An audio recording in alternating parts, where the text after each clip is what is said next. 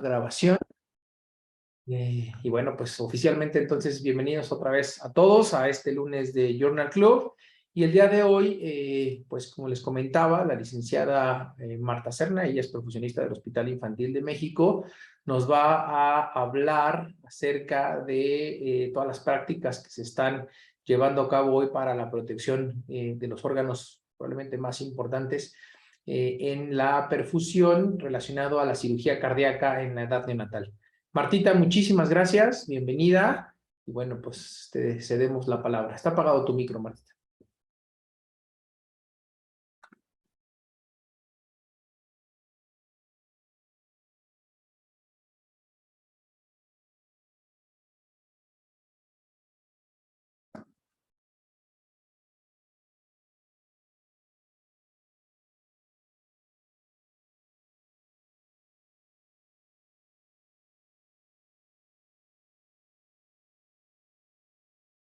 Un minutito más, por favor, porque otra vez tuvimos aquí un contratiempo. 2 segundos más y ya estamos con ustedes.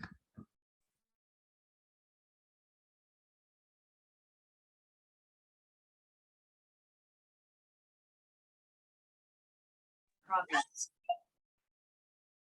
Oh my God, I just picked your shit. No way, this is true. Someone on my Discord just told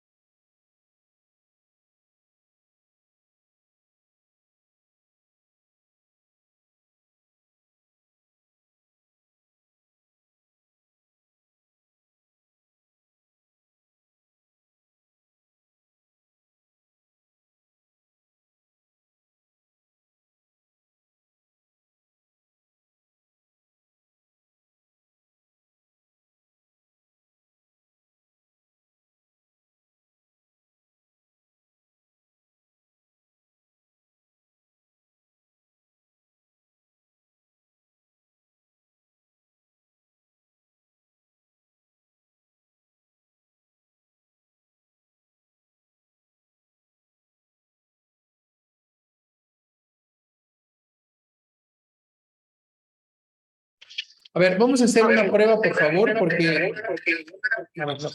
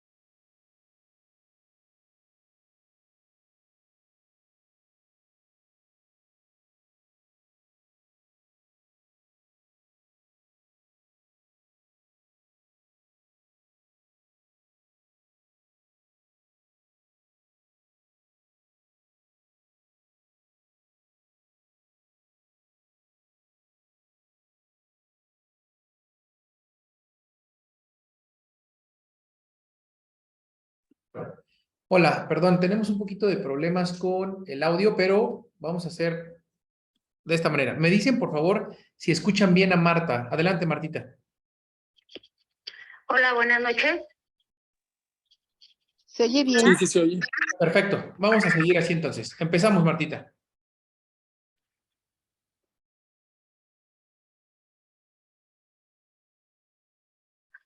Empieza, Martita. Ok. Bueno, buenas noches a todos. Agradezco el espacio para presentar estos artículos que son de mucha importancia, sobre todo en la protección cerebral de aquellos pacientes que son sometidos a cirugía cardíaca y que están muy relacionados con aquellos factores que nosotros les podemos brindar a aquellos órganos dianas. Vamos a empezar por la protección cerebral relacionada con la perfusión cerebral selectiva. El primer artículo del que les voy a hablar es un protocolo de perfusión cerebral anterograda comparada circulatoria total en hipotermia profunda. Este artículo está escrito o publicado en una revista española de perfusión del año 2015 en el número 58. Bien, ¿cuáles son los objetivos de este artículo? Pues, primero que nada vamos a establecer, permítanme.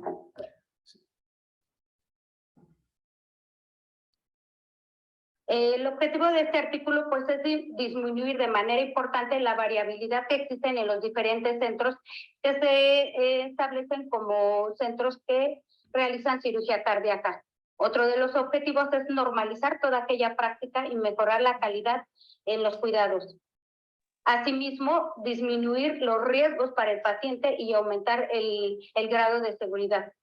Dentro de esta protección cerebral existen diferentes métodos. Indudablemente la hipotermia, que es uno de los principales o de los métodos más antiguos para protección, no solo cerebral, sino a nivel de todos los órganos.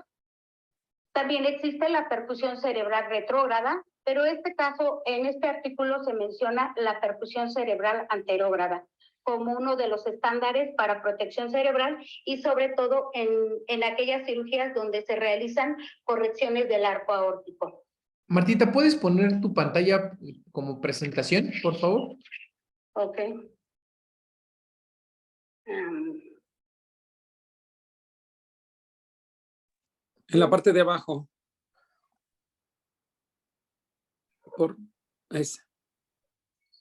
Listo, gracias. Ahí estamos.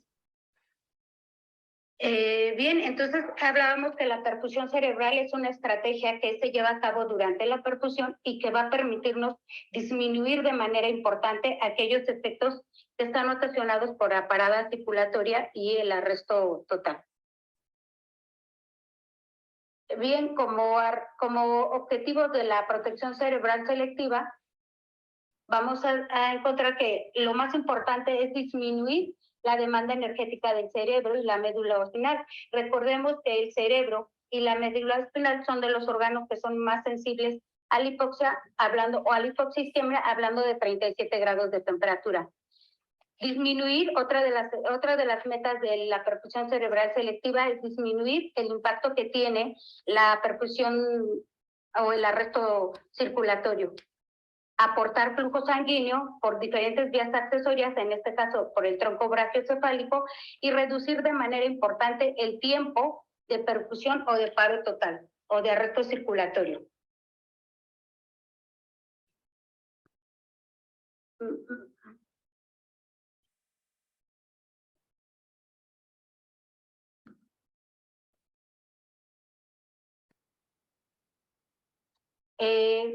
Recordemos que la hipotermia disminuye de manera importante las demandas metabólicas, pero no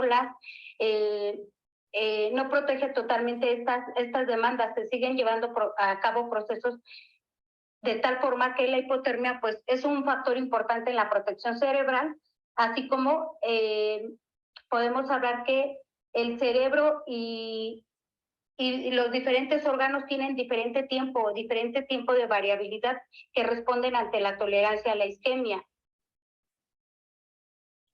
La perfusión cerebral permite de manera importante mantener un flujo cerebral y disminuir de manera importante todos aquellos factores que están relacionados con las secuelas neurológicas y por ende los efectos adversos ocasionados o disminuyendo de manera importante la mortalidad.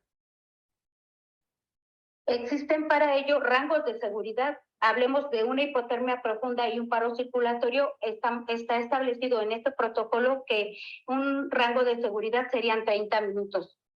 Mayor de 45 minutos estamos hablando de que aumenta el riesgo de complicaciones neurológicas. Y ya mayor de 60 minutos, indiscutiblemente aumenta el riesgo de mortalidad. Cuando el cirujano tiene tiempos previstos mayores a 40 minutos, es mejor decidirse por la perfusión cerebral selectiva.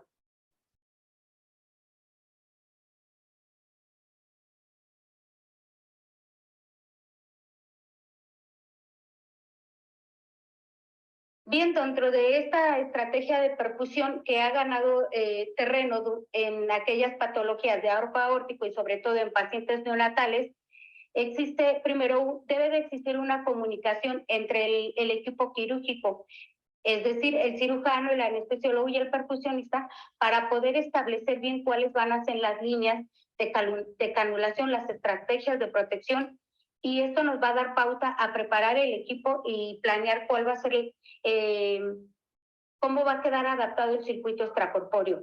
Es importante que dentro de esta planeación siempre se establezcan las presiones de perfusión que van a existir, que va en un rango de 25 a 30 milímetros de mercurio. Una monitorización estricta de la presión en la línea radial derecha, que nos va a hablar de la perfusión cerebral, de la presión de perfusión cerebral, un control de la diuresis, control de tiempo de coagulación activado, y siempre es importante contar con un monitoreo cerebral, llámese BIS o NIRS. Este monitoreo nos va a dar la pauta para manejar el flujo que se le está otorgando a ese paciente y mediado por la presión arterial media. Es importante también el monitoreo de temperatura y llevar un control estricto de glucemia, porque sabemos que las glucemias por arriba de 150 milímetros de mercurio nos van a ocasionar daños neurológicos irreversibles. Bien, una vez que ya se estableció por medio de la comunicación la técnica y el tipo de canulación que se va a realizar, la protección y la meta a la que se quiere lograr, entonces, bueno, una vez establecida e iniciada la cirugía, con una canulación arterial y venosa y con una entrada a circulación extracorpórea, se va a llevar lentamente a una inducción de hipotermia, con el objetivo de evitar si yo lo llevo a una hipotermia en un tiempo menor de 30 minutos, puede ocasionar desnaturalización proteica, alteración en la membrana y con ello diferentes situaciones que nos pueden deteriorar esa protección, que es el objetivo que estamos persiguiendo. Recomienda el protocolo siempre tener una temperatura cerebral de 18 grados y una faringe y una rectal de 20 grados. Una vez que ya está establecida la circulación extracorpórea, que hay inducción a la hipotermia y que llegamos a estos grados de temperatura, está también como parte de una protección miocárdica, que es otro artículo de que les voy a hablar, un factor muy importante a ese órgano diana, porque bueno, es importante proteger el cerebro, proteger el miocardio y también proteger algunos otros órganos para poder hablar de un éxito en la cirugía.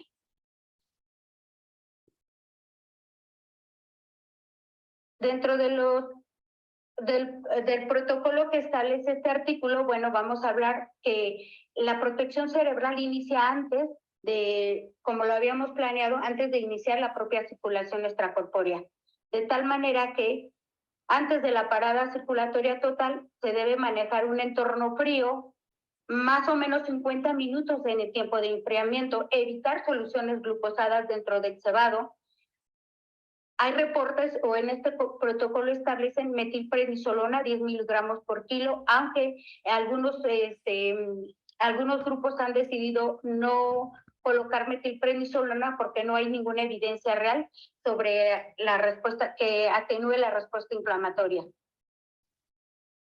El manitol, como el mejor, hoy por hoy el mejor barredor de radicales libres, utilizar ceroalbúmina al 20% en el cebado, y mantener siempre un hematocrito del 25 a 30%. Esto nos va a llevar a mantener durante el tiempo de la perfusión cerebral selectiva, mantener el cerebro oxigenado previamente al paro total.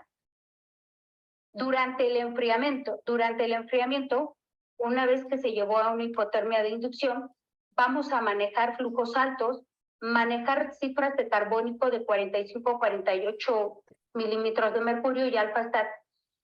Es importante mencionar que este artículo también marca algunas variables que son aplicadas en adulto, pero recordemos que también en paciente neonatal hay muy poco escrito, entonces muchos de los protocolos que se establecen para los pacientes adultos también se extrapolan hacia el paciente pediátrico y hoy por hoy, hablando de protección cerebral selectiva, también al paciente pediátrico. En el paciente pediátrico o en el paciente neonatal se establece estrategia de gases pH-stat. Manejar saturaciones venosas entre 96 y 98% y un monitoreo continuo de los gradientes de temperatura.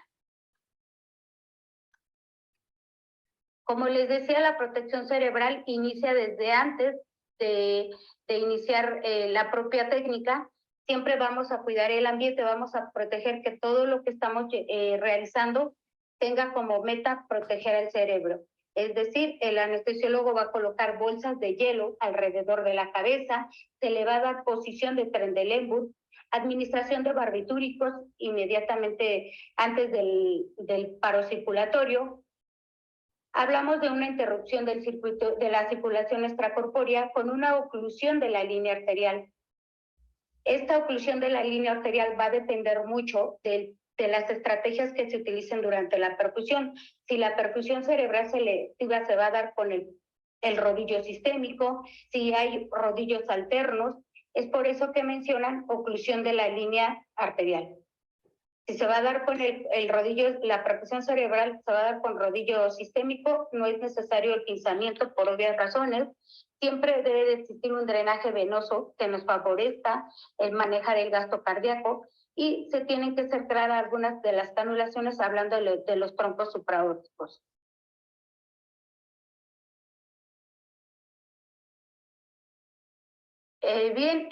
Durante el inicio de la perfusión cerebral anterograda, ellos marcan como estándares o como guías flujos que van de 5 a 10 mililitros por kilo minuto, comprobar un buen retorno, es decir, tener las venas cavas, las cánulas en las venas cavas y tener un buen retorno venoso, no manejar temperaturas a menos de 16 grados, monitorear siempre la presión. Hablábamos de una presión en radial derecha que nos va a permitir manejar la presión, presión de perfusión cerebral. Si se llegaran a utilizar rodillos alternos para manejar la perfusión sistémica o la perfusión cerebral, siempre se debe de recircular. Recordemos que los flujos durante la perfusión cerebral son bajas y podemos llegar a ocasionar un momento donde se pueda coagular el sistema. Un control estricto de la saturación venosa monitoreada por INIRS y por BIS. Que son estrategias que nos permiten monitorear cómo está el nivel de sedación y cómo está la oxigenación a nivel cerebral.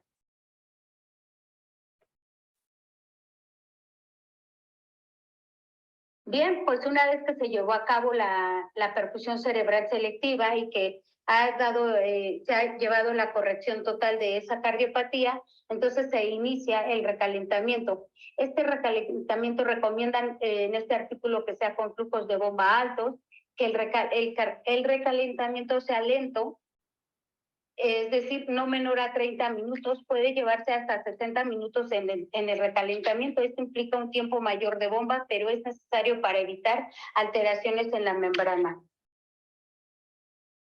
Los gradientes de temperatura que se deben de manejar entre la temperatura faríngea y la rectal no debe de ser mayor a 2 grados. Y bueno, una vez alcanzada la normotermia, vamos a establecer la pauta para poder salir de circulación extracorpórea.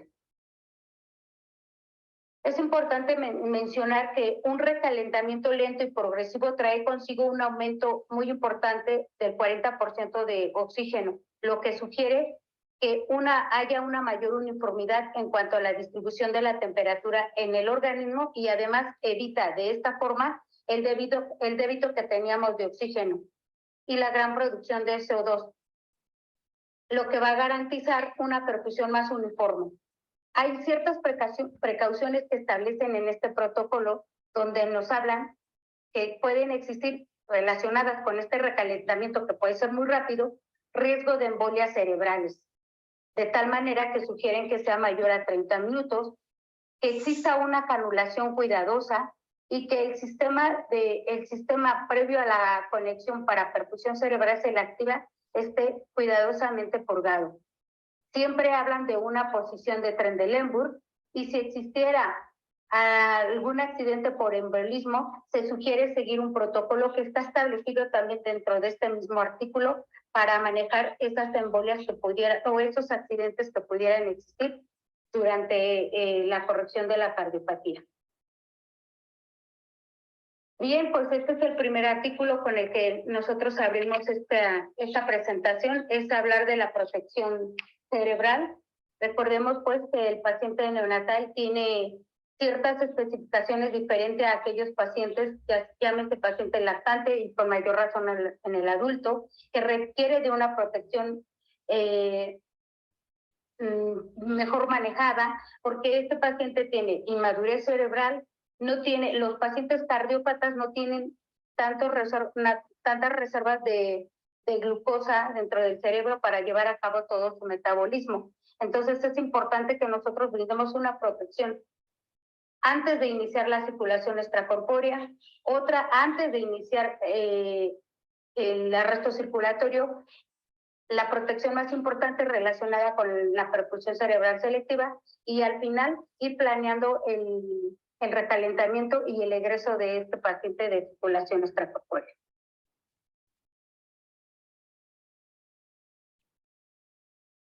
¿Cuáles son las conclusiones a las que llegaron en estos artículos? Bueno, pues una de las conclusiones más importantes es que la función cerebral selectiva hoy por hoy ha demostrado que es un método seguro durante la parada circulatoria en hipotermia y aún existen artículos donde hablan ya de que se puede realizar perfusión cerebral selectiva en normotermia.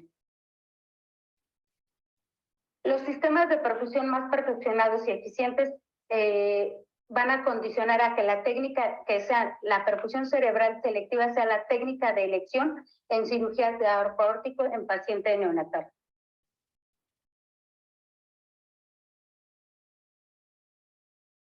Pues bien, el siguiente artículo y otro órgano que también merece y necesita ser protegido desde antes de iniciar la circulación extracorpórea, pues es la protección miocárdica. Este es un artículo que se publicó en el 2022, es un estudio retrospectivo, comparan los resultados de utilizar cardioplegia del nido y cardioplegia xantoma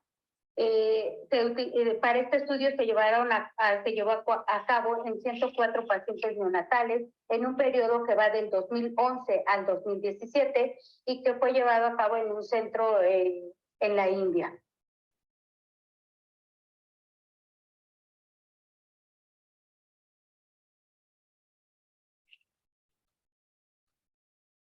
Pues bien, la cirugía cardíaca indudablemente requiere o involucra un paro cardíaco diastólico como estrategia de protección. Dentro de estas estrategias está implícita la cardioplegia. Es importante mantener una protección miocárdica adecuada durante el tiempo que exista el pinzamiento aórtico. Es por ello que hay estudios que reflejan o que indican que la cardioplegia San Tomás y la cardioplegia del Lido son hoy por hoy las cardioplegias más utilizadas en las operaciones cardíacas en paciente neonatal.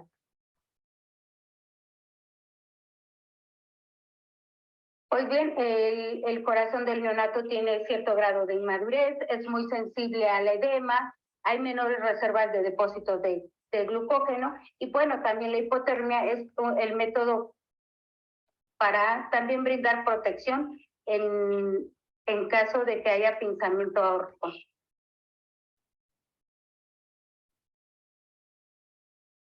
Aquí en esta gráfica nada más quise resaltar cuáles son las comparaciones o cuáles son los puntos que están muy parecidos en ambas cardioplegias. Ambas cardioplegias, San Tomás y cardioplegia del Lido, son cardioplegias sanguíneas, son extracelulares. La dosis va de 20 mililitros km/min.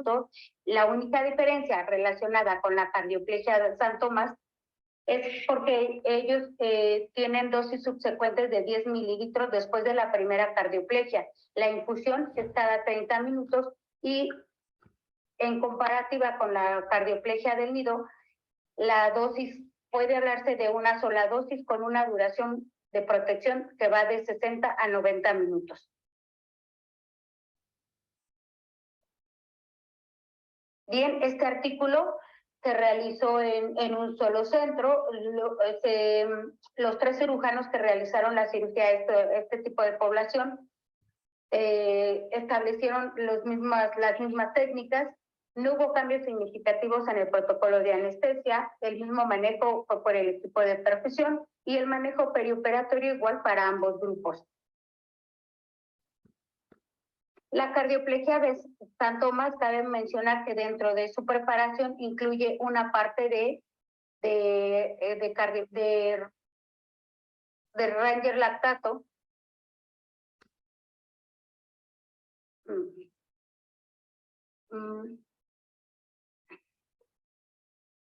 Bien, podemos ver entonces aquí las características o las variables demográficas. No hubo ninguna una estadística importante relacionada con el sexo, la superficie corporal. Lo que llama aquí la atención, bueno, que de esos 104 pacientes, la mayoría, en un porcentaje del 67%, 38 pacientes corresponden a transposición de grandes arterias en el grupo A, que es la cardioplegia San Tomás, y en el grupo B, que fue la cardioplegia del Lido, 32 pacientes. Otra de las cardiopatías que se presentó con mayor frecuencia fue la conexión anómala total de venas pulmonares y solo en el grupo A se presentó una conexión anómala total de venas pulmonares con heterotaxia.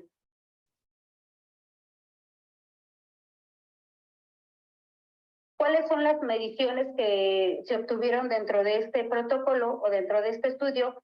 Se midieron el tiempo de circulación extracorpórea, el tiempo de pinzamiento aórtico, el número de dosis relacionadas con la cardioplegia y si hubo arritmias post el bypass cardiopulmonar.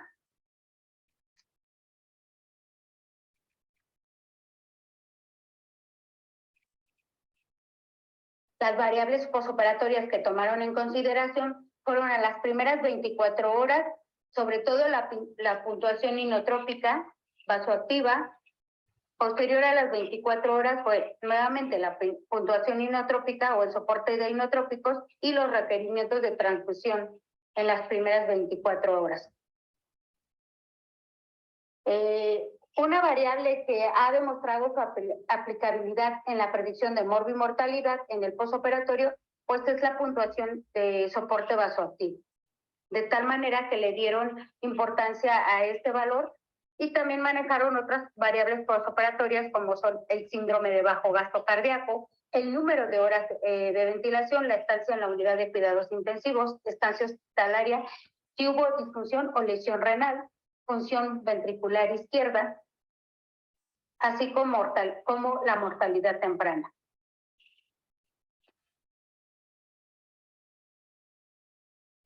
Bien, en esta tabla donde hicieron un análisis comparativo entre las diferentes variables intraoperatorias y posoperatorias, llama la atención que la dosis tuvo una significancia estadística, la dosis de cardioplegia. El grupo A, que fueron la protección miocárdica se llevó a cabo con la cardioplegia San Tomás,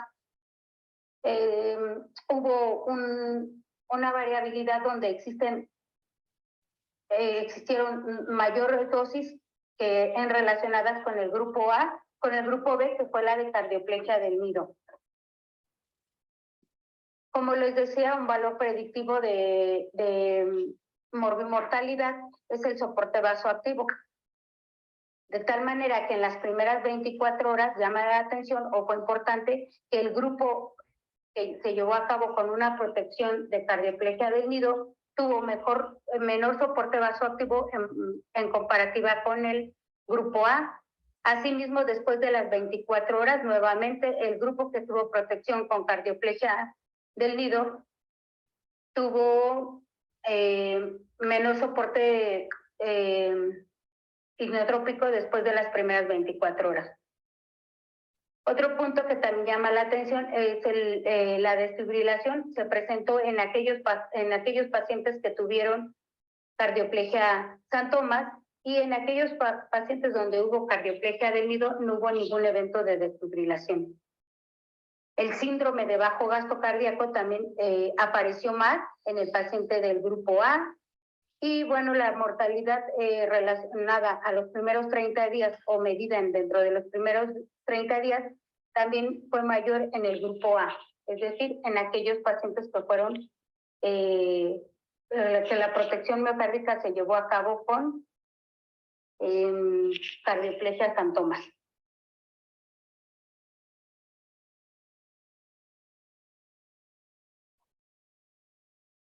Bien, esta nada más es una gráfica donde nos marcan cuáles fueron los tiempos de bypass y el tiempo de pinzamiento, donde se observa el grupo A siempre fueron mayores en base o en una comparativa con el grupo E, cardioplegia del nido, y asimismo el pinzamiento aórtico. Los autores refieren que probablemente este aumento en el bypass y el tiempo de pinzamiento esté relacionado con las dosis que hubo necesidad de pasar. Hablemos de las San Tomás, que las dosis eran cada 30 minutos, y la cardioplegia del nido hablamos de una sola dosis.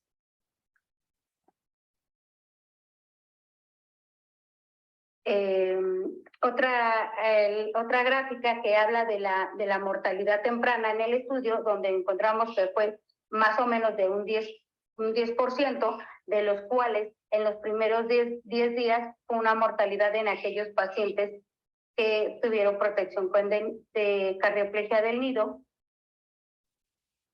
Solo 4 pacientes fue la mortalidad, y en una comparativa con la cardioplegia de San Tomás, donde hubo 6 pacientes, hasta una mortalidad tardía a los 30 días.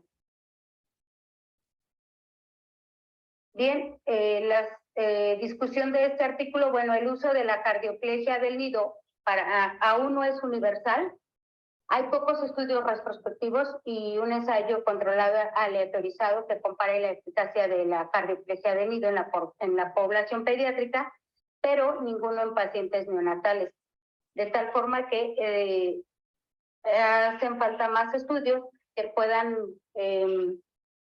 probar que la cardioplegia del nido en pacientes neonatales es tan efectiva como lo mencionan estas gráficas. La cardioplegia de al nido se asocia con mejores resultados, como lo vimos en las gráficas.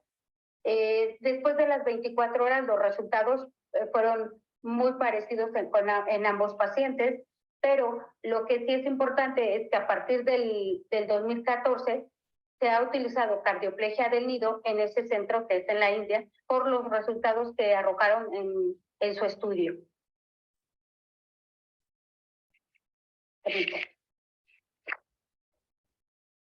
Bien,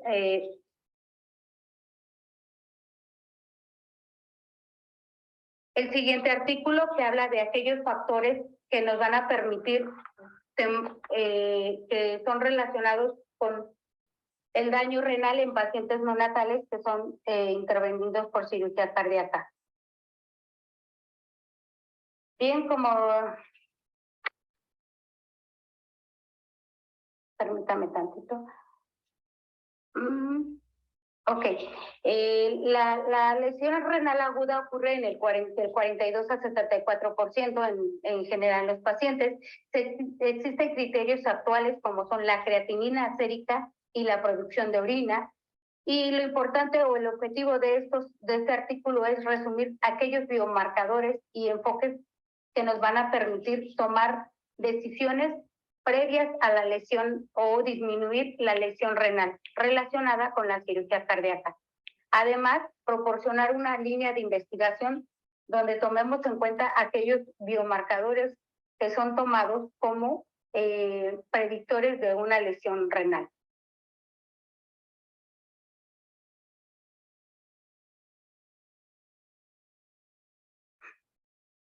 Demonios. La lesión renal aguda tiene una aparición sobre todo en aquellos pacientes que son sometidos a cirugía cardíaca y en los pacientes neonatales con mayor razón, porque hay inmadurez, como lo hemos estado diciendo, inmadurez cerebral, inmadurez miocárdica e inmadurez renal.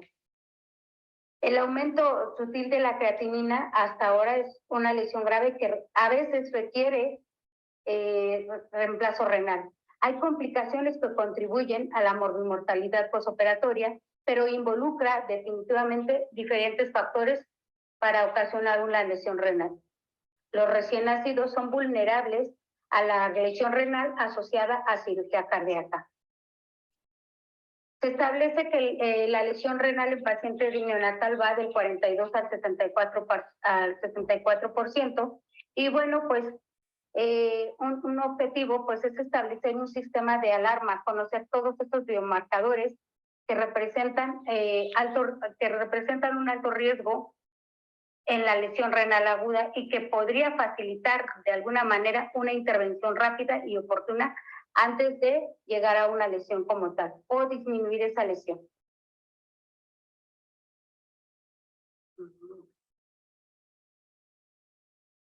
En esta tabla podemos observar todos aquellos mecanismos o todos aquellos factores que están relacionados con la lesión renal y asociados a cirugía cardíaca. Hablan de aquellos factores desde la hemodinamia, el tiempo de pinzamiento aórtico, aquellos síndromes de bajo gasto, la transfusión, la respuesta inflamatoria y algunos otros como coagulopatía. Como podemos observar, existen diferentes factores que van a llevar a una lesión renal. Las características fisiológicas renales del paciente neonatal tienen cierta inmadurez, hablando desde la actividad tubular disminuida, el manejo de un flujo pulsátil que no ayuda para disminuir esa lesión, la hipotermia que está asociada también, como vimos, es un factor de protección, pero también tiene efectos nocivos hay un periodo de vasoconstricción, y entonces puede también repercutir sobre la perfusión renal y con ello llevándola a una lesión. La hemodilución, que es uno de los factores más importantes dentro del manejo en perfusión del paciente neonatal. Y como ya lo decían dentro de esta tabla, los tiempos prolongados de circulación extracorpórea.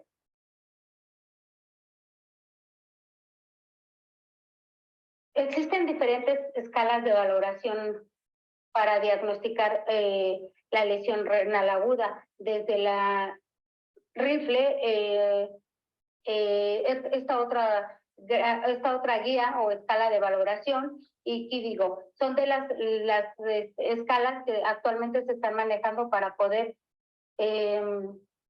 definir si hay lesión renal. ¿Cuáles son los desafíos en el diagnóstico oportuno o en el diagnóstico de la lesión renal aguda? Bueno, pues primero vamos a establecer que la prontitud en la creatinina sérica obviamente no cambiará, es decir, no cambiará hasta que haya una pérdida o una lesión renal del 25 al 50%. Es decir, cuando se puede medir la creatinina sérica, ya existe una lesión en ese riñón. Algunas otras vías toman la producción de orina que sea inferior a 5 mililitros kilo hora como un predictor de lesión renal. También es importante saber que el número de nefronas y la inmadurez tubular está relacionada con esa lesión renal. Es por eso importante tomar todos aquellos factores predictivos para evitar esa lesión renal o disminuir esa lesión renal.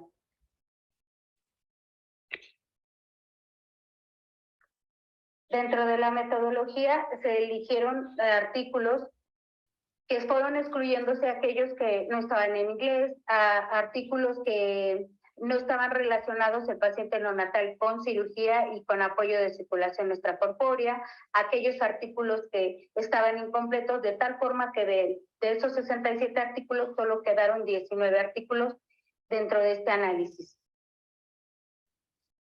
De esos 19 artículos, 15 de estos toman como predictor de lesión renal aguda el gasto urinario.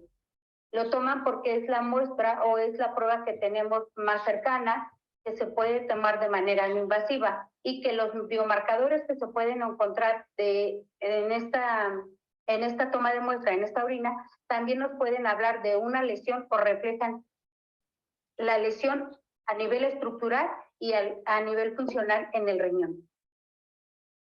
La mayoría de centros, la manera de medir si hubo lesión renal o es midiendo el gasto urinario, inclusive durante la circulación extracorpórea, son uno de los factores que llama la atención. Si tenemos un gasto urinario bajo, tenemos que estar observando qué está pasando con el gasto cardíaco que le estamos dando, qué está pasando con la entrega de oxígeno, ¿es la adecuada? ¿Estamos perfundiendo bien ese riñón? Entonces, por eso es que muchos de estos artículos toman el gasto urinario como predictor de una lesión renal. Pero como ya lo hemos mencionado anteriormente, existen múltiples factores que pueden llevar a una lesión renal.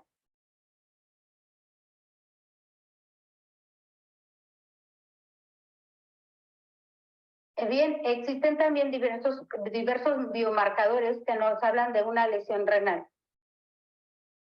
Biomarcadores que están en biomarcadores de las células tubulares proximales, biomarcadores en el filtrado glomerular, biomarcadores inflamatorios y algunos otros que mencionan ahí. Entonces, bueno, lo más importante de mencionar es que la relación que existe entre el NIGAL y la creatinina sérica relacionada con la lesión renal en neonatos, se han hecho diferentes estudios y donde en ellos marcan que el NIGAL y esta creatinina ocurren tan pronto como puede suceder a las 2 primeras horas después de la cirugía cardíaca y que además muestran una buena capacidad en el diagnóstico de una lesión renal, independientemente de las guías que se marcan en las tablas anteriores. Otros estudios también indican que un valor del NIGAL urinario dentro de las 12 horas posteriores a la cirugía es un fuerte predictor de lesión renal y se asocia significativamente con malos resultados. Mencionan otros estudios, en esta tabla les incluimos todos los estudios a los que se hicieron, incluyen un estudio de 30 pacientes neonatales, donde además de el biomarcador NIGAL posoperatorio, también miden el NIGAL preoperatorio y también lo toman como un predictor de lesión renal. Un último estudio publicado en el 2018, que se realizó en 59 recién nacidos, revela también que un tanto NIGAL urinario como en sangre no son indicadores de lesión renal, pero que se aumentan más bien la lesión renal, y estos factores, estos biomarcadores se aumentan con el tiempo de bypass cardiopulmonar, es decir, con tiempos largos de circulación extracorpórea. Estos dos factores o estos dos biomarcadores tienen una elevación en las primeras horas. Bien, dentro de los biomarcadores de la tasa glomerular está la cistatina, que es una proteína que suena como el marcador ideal para definir si hubo o no lesión renal asociada a cirugía cardíaca en el paciente recién nacido. Dentro de los biomarcadores inflamatorios, los estudios han indicado que los mediadores inflamatorios tradicionales como interleucinas, factor de necrosis tubular, el interferón gamma, después de la cirugía cardíaca son factores que aumentan considerablemente y que están muy relacionados con la lesión renal. Dentro de otros biomarcadores existen inhibidores de la metalproteína. Entonces podemos identificar algunos otros factores que están relacionados con la lesión renal, algunos biomarcadores que se presentan durante las primeras horas en el posoperatorio. Además, también recordemos que estos biomarcadores o todos estos biomarcadores se miden después de varias horas en el postoperatorio, pero antes ya hubo un incremento de estos biomarcadores y ya el paciente presenta una lesión renal. Como podemos observar,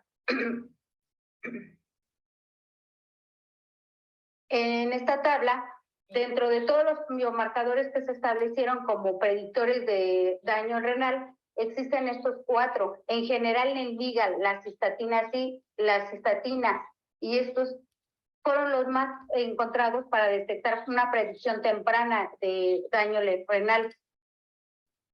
Se ilustra también el periodo de tiempo común para cada biomarcador, los cuales ocurren todos antes de que aumente la creatinina sérica. Y si basamos que la lesión renal está relacionada con el aumento de la creatinina sérica, es decir, ya para cuando se aumente esta creatinina sérica ya existen estos biomarcadores dentro de esta lesión renal. Todos los estudios antes mencionados o en la gráfica anterior tienen ciertas limitantes porque algunos se hicieron en un solo centro, porque dentro de la población de estudios se incluyeron pacientes neonatales y pacientes lactantes. Entonces, bueno, pues mencionan que existe la necesidad de elaborar más estudios que sean solo relacionados con el paciente neonatal.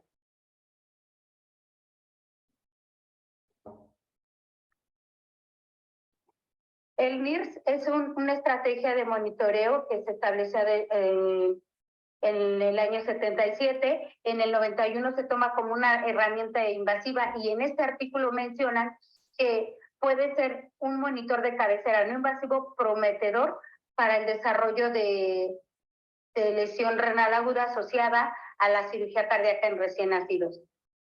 El valor diagnóstico podría superar por mucho a estos biomarcadores como son el NIGAL y la cistatina C. El NIRS representa dentro de la perfusión, el NIRS es una guía, es una herramienta que nos permite valorar cómo se está manejando el gasto cardíaco, si el riñón tiene una buena perfusión, si el riñón además tenemos un buen índice de entrega de oxígeno. Son esos parámetros que nos permiten evaluar a través del NIRS. Probablemente por eso estos autores hablan de que puede ser tomado como un monitor prometedor para el desarrollo, para identificar la lesión renal asociada a la cirugía cardíaca. Finalmente, se requiere de un modelo de diagnóstico combinado, es decir, hablar de monitoreo NIRS con algunos otros marcadores químicos.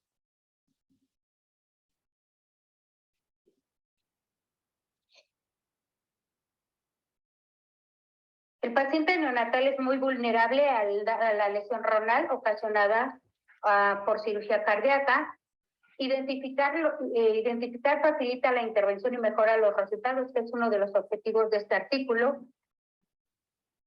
Estos biomarcadores aquí descritos son los que nos predicen de alguna manera una lesión renal temprana en recién nacido, y la monitorización renal mediante el NITS podría ser un complemento rentable, que además se tiene a pie de cama y es uno de los de las estrategias de monitoreo que hoy por hoy nos brindan también un factor para saber cómo se está llevando a cabo la perfusión, el NIRS renal y en este caso el NIRS renal o el NIRS cerebral.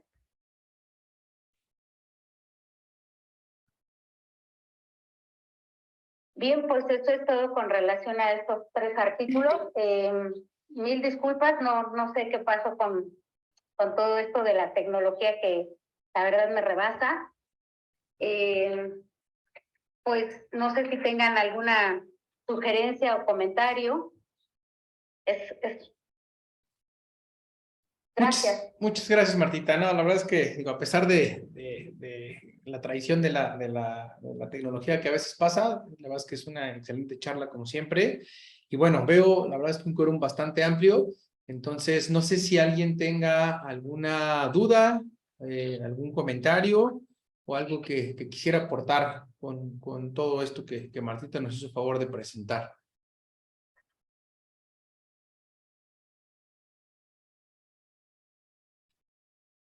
Bueno, en lo que se animan, yo creo que, bueno, definitivamente creo que una de las conclusiones que tenemos que empezar a ver es que esto es un trabajo en equipo y que la planeación de la cirugía no nada más es de parte del cirujano en el que tengo qué le voy a hacer o a ver qué encuentro o cómo lo puedo llevar, ¿no? Sino planear desde antes, como bien lo decías, Martita, cuáles van a ser mis estrategias. Y también, bueno, pues ser súper conscientes y tener muy en claro hacia dónde va, ¿no? Respecto a al tema de la cardioplegia, perdón, de la perfusión cerebral selectiva, la verdad es que creo que es una herramienta que hoy tenemos pensando cuando hay patología del arco aórtico y que definitivamente sé que el tiempo probablemente me pueda ganar. Es una excelente estrategia. Nosotros ya la hemos implementado para este tipo de casos y creo que al final del día sí es un punto que está muy a favor y cuando se lleva adecuadamente, la verdad es que nos ayuda muchísimo, ¿no? En el tema de la cardioplegia, bueno, pues creo que al final de cuentas está pues la tendencia actual a utilizar cardioplegia del nido. Creo que en muchos centros me interesaría plantear, ahorita está la doctora ya Santillán para un comentario, pero plantear ahí un poquito la idea de en qué centros siguen utilizando o utilizan del nido, o utilizan algún otro tipo de cardioplegia y les va bien, quién puede utilizar la perfusión cerebral selectiva y si han tenido alguna situación ahí asociada. Y bueno, pues también el tema de la monitorización, sé que por aquí va a haber muchos centros a lo mejor en los que no tenemos la oportunidad de tener la herramienta del NIRS y que al final del día, bueno, pues se complica, ¿no? Porque al final de cuentas yo puedo tener toda la intención de hacer cerebral selectiva o de tener una muy buena perfusión renal, pero si no tengo la monitorización a veces es un poquito complicado y bueno, sería interesante escuchar las experiencias. Doctora Santillán, adelante, por favor. Hola, buenas noches. Me encantó esta selección de artículos. Muchas gracias por la presentación, doctora. Felicidades. Creo que a la par nosotros como clínicos tenemos siempre el reto de hacer un excelente manejo integral del paciente. En la medida que nosotros podemos tener listo a un paciente para que tenga mejores resultados, y esto incluye, pues sí, el manejo de líquidos. Y en este manejo de líquidos yo me quisiera detener un poquito porque sabemos bien que las cargas, los líquidos altos en el paciente recién nacido, pues siempre van a ser factores que puedan poner en mayor riesgo de falla renal a nuestros niños, no solamente de descompensación hemodinámica. La otra situación es respecto en cuanto a resultados igual, en el aporte que damos de nutricio a estos pequeños que bueno, tenemos la mayor parte de nuestros niños, por lo menos de los neonatos del Hospital Infantil de México, nacen a término y con peso adecuado, y derivado de estas situaciones, pues a veces sí se desnutren mucho, y ya las condiciones a las que entran a la cirugía, pues sabemos que la desnutrición por sí misma es un factor de mayor riesgo para mortalidad. Algo que me parece muy importante es también la selección de en qué condiciones, y esa es una pregunta para ustedes, Charlie, cuáles serían las condiciones idóneas o en cuáles serían las mejores condiciones en las cuales estaría indicado colocar un catéter para diálisis o para un mejor manejo de líquidos trans y postoperatorio. Y porque esta parte de justamente del daño renal que tenemos que tener siempre en mente, pues no tenemos, hay una escala predictora, pero ahorita no me recuerdo, creo que no tiene indicado, no tiene como variable el hecho de que el niño sea un niño cardiópata, pero hay una nueva escala que se está empezando a utilizar, que es la escala STARS, para pronóstico de falla renal en los recién nacidos. Entonces, estos pequeños de entrada, yo creo que a todos tenemos que considerarlos como niños con riesgo de falla renal, y también recordar que también hay falla renal de gasto urinario conservado. Entonces, ciertamente puede ser una buena herramienta, pero cuando ya el gasto renal disminuye, pues generalmente ya está establecida algún daño a nivel estructural y funcional. Y respecto a la parte de la protección cerebral, también en algunos centros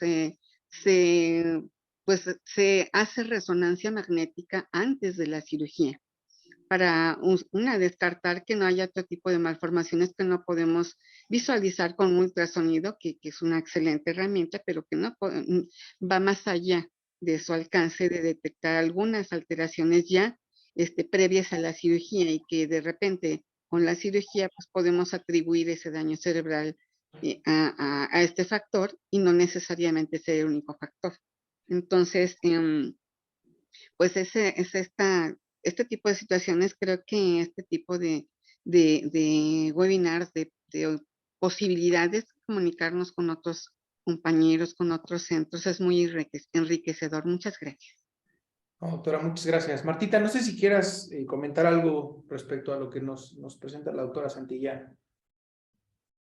Pues nada más, primero gracias por el comentario, y yo siempre he pensado que es importante, como decía usted, una protección integral, es decir, desde el cerebro, el corazón, el riñón y los demás órganos.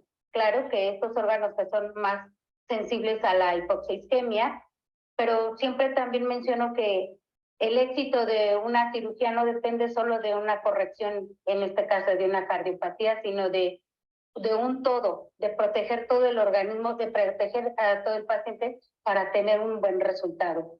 Y la otra es que, como también decíamos, hay pacientes que tienen una disminución del gasto urinario y donde ya está establecida la lesión renal, pero también a mí me llama mucho la atención que no solo es el gasto urinario, sino también, antes de que caiga el gasto urinario ya existen ciertos marcadores que nos hablan de una lesión, y nosotros no tenemos, bueno, cuando menos en algunos centros no existe la manera de tener medición de estos. Realmente es importante pensar en una protección a todos los órganos, desde, hablemos nuevamente, desde el cerebro hasta el riñón, que son los órganos más importantes dentro que tienen, o más vulnerables o susceptibles a algún daño durante la cirugía cardíaca. Es cierto que también, como dicen, existen diferentes estrategias de monitoreo, o lo que decía el doctor Alcántara, si no pudiera NIRS en nuestros hospitales, pues tomemos otras estrategias como la presión arterial media, la estrategia PH-TAD para monitorear cómo está mi flujo sanguíneo cerebral. Echemos estrategias de aquellas entregas de oxígeno, que también son importantes para predecir cualquier lesión. De acuerdo, Martita. Gracias. Y bueno, nada más para complementar, nosotros hemos optado, doctora, por dejar catéteres de diálisis en la mayoría de los neonatos, sobre todo aquellos que llevamos a hipotermia profunda, con algún tiempo de bomba prolongado, y bueno, ya por ahí ya hubo, creo que alguna sesión. Depende también mucho, ¿no?, del manejo posoperatorio y de la escuela, ¿no? Hay quien opta en las unidades de cuidados intensivos posquirúrgicos cardiovasculares por diálisis temprana.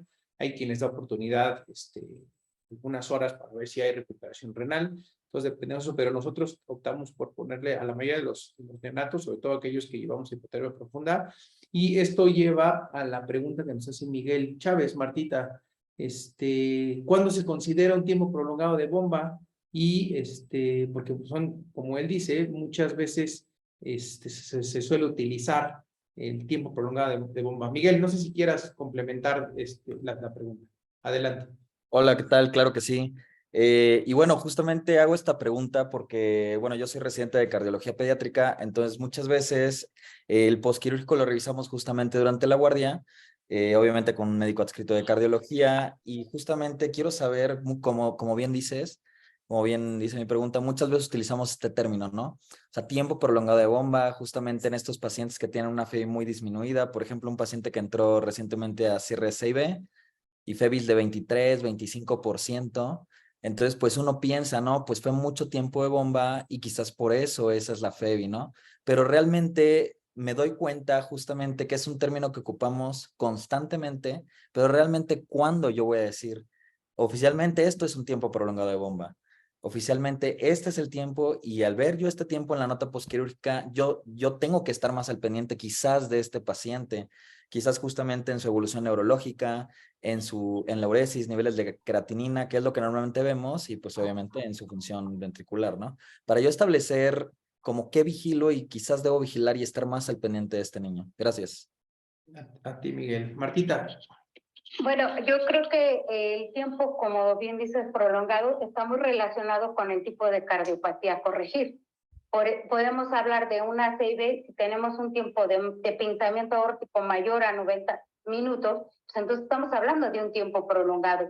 Si estamos hablando de un ventrículo izquierdo hipoplástico con un tiempo de pinzamiento de 90 minutos, no estamos hablando de un tiempo prolongado, porque dentro de esos 90 minutos, pues también estamos hablando de la perfusión, del arresto circulatorio y de la perfusión cerebral selectiva. Entonces, el tiempo está muy relacionado con el tipo de cardiopatía a la que se está llevando una corrección.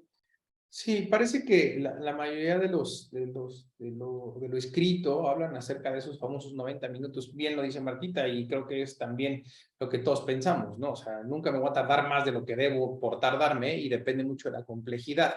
Pero parece que después de esos 90 minutos es cuando ya pueden empezar a presentarse todas estas complicaciones asociadas al bajo gasto posoperatorio que te pueden dar como esa pauta.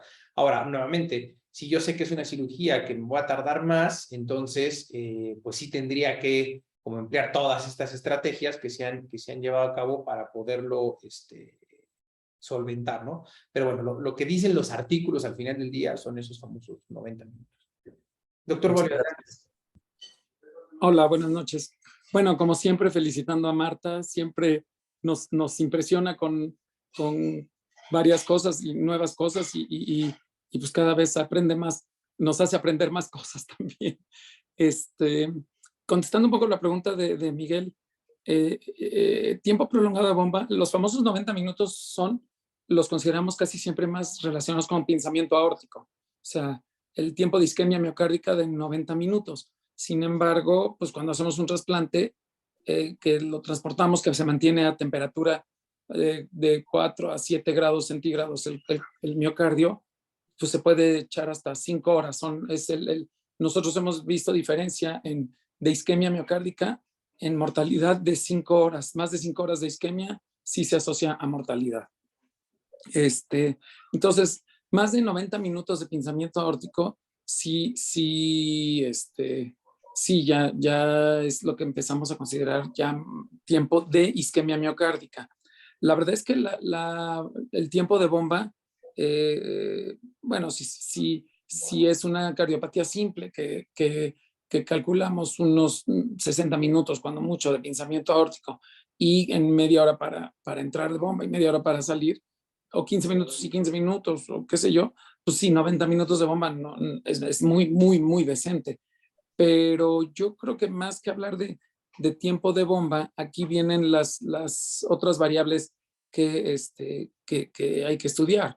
Y precisamente ahorita que estoy tratando de hacer lo de las guías estas de construcción de grandes arterias en el recién nacido, la estrategia de circulación extracorpórea es tratar de evitar la hipotermia, el paro circulatorio, pero jugar un poco con las temperaturas y el tiempo de bomba, el tiempo que sea de bomba, es buscando mantener las constantes o las variables siempre lo mejor posible. Entonces, si hay acidosis, contrarrestar la acidosis, si hay si vemos que está bajando el NIRS o subiendo el NIRS demasiado, pues manejar gases para vasodilatar o para mantener presión de perfusión. Entonces, contestando específicamente la pregunta de Miguel, siempre que se dice es que este paciente que se operó y ya lo tengo que cuidar, y es que estuvo mucho tiempo en bomba, yo más bien siento que el decir estuvo mucho tiempo en bomba es como que un pretexto o una justificación para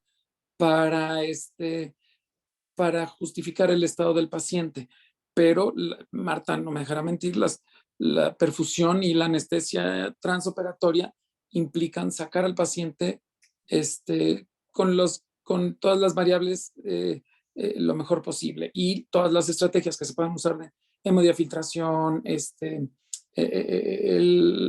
los manejos de los flujos, los manejos de la vasodilatación, etcétera, etcétera, mantener lactatos bajos, el pH stat, todo eso va enfocado precisamente a que el tiempo de bomba no tenga que ver mucho con los cambios inflamatorios que pueda tener el paciente en el postoperatorio.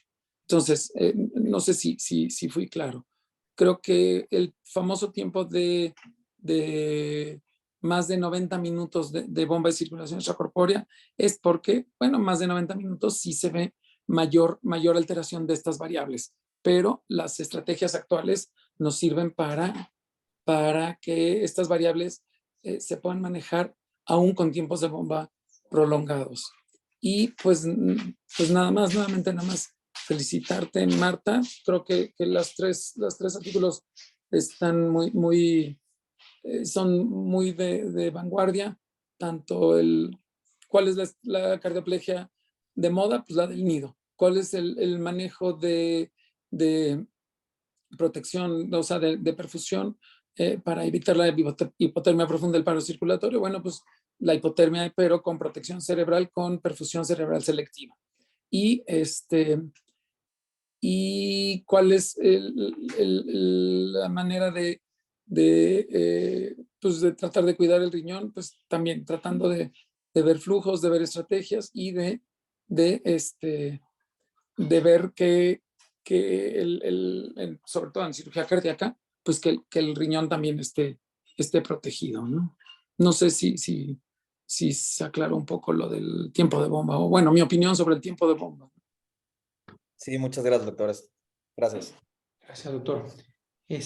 Normita, no pidas perdón, al contrario. Doctora Santillán, nos pregunta la doctora Norma Guerrero que si nos podría mencionar otra vez esa escala que mencionó usted acerca de la falla renal del neonato que empiezan a usar. Hola, sí es una escala que de hecho nosotros ahorita tenemos un proyecto de tesis donde esta escala lo que busca es predecir factores de riesgo para falla renal, de modo que podamos identificar tempranamente aquellos factores que están implicados, pero antes de que ocurra esta falla renal. Entonces se les da un puntaje y bueno, es una escala que no tengo ahorita a la mano, justo estaba buscando el artículo, pero con mucho gusto se los puedo hacer llegar, Charlie, porque a mí me dice que nosotros, la tesis que vamos a hacer es justamente la validación, estamos buscando la validación de esta escala en población mexicana. Y bueno, yo creo que pues si la sensibilidad y especificidad de los resultados que se obtuvieron en el desarrollo, en la generación de esta escala, si se repiten en nuestra población, pues va a ser una buena herramienta también predictora.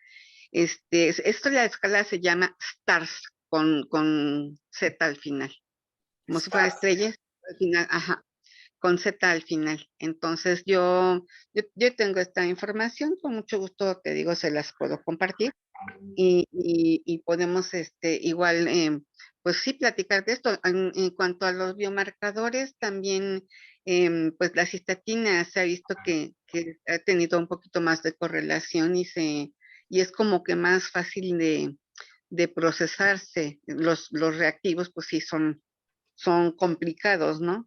De tenerlos y pues se tiene que también tener un buen control de laboratorio. Entonces, nosotros en el hospital, con los laboratorios de nefrología, tanto el de nefrología como el laboratorio de investigación de nefrología, pues se cuenta con esta herramienta en ciertos pacientes. Entonces, pues estamos haciendo algunas cosas. Tenemos otro proyecto también en el que anteriormente habíamos hecho hace ya como, pues ya más de 10 años, eh, una, una tesis igual, un estudio en el que buscamos factores de riesgo de mortalidad y donde en pacientes posoperados de cirugía cardíaca en la etapa neonatal y donde falla renal pues brinca, ¿no? Con un alto porcentaje y asociado a muerte. Y bueno, ahorita tenemos una tesis que es justamente solo de falla renal en pacientes posoperados de cirugía cardíaca en etapa neonatal. Entonces, creo que podemos compartir algunas de estas grupos de resultados, experiencias, y en esta línea de buscar que podamos pues diagnosticar y atender más tempranamente estos problemas. Creo que eso también puede incidir mucho en los resultados de los procedimientos tan complejos que ustedes realizan. De acuerdísimo, doctora. Muchísimas gracias. Entonces, por ahí te los compartimos, Normita, en cuanto los tengamos. Muy bien. No sé si tengamos algún otro comentario, pregunta. Martita, ¿algo con lo que quieras concluir? Pues nada más decirles que el impacto del tiempo de bomba o de pinzamiento aórtico sí tiene resultados sobre la evolución del paciente, pero que también hoy por hoy existen de verdad muchísimas estrategias para disminuir todos esos eventos que se van desarrollando durante la perfusión. Y cuando existe una buena comunicación entre todo el grupo que está manejando este paciente, de verdad que los resultados son distintos a los que se hacían, no sé, voy a hablar de hace 15 años.